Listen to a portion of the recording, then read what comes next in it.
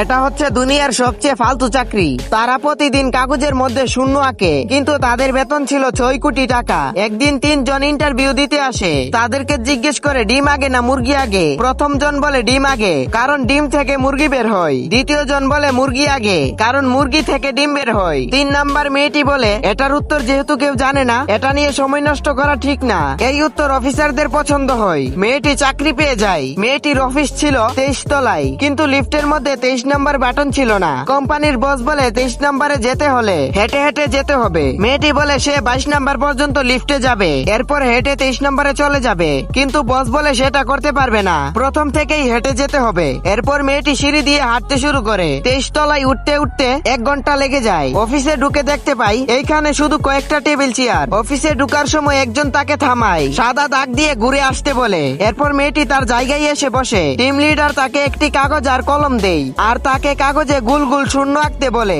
এই কথা শুনে মেয়েটি অবাক হয়ে যায়।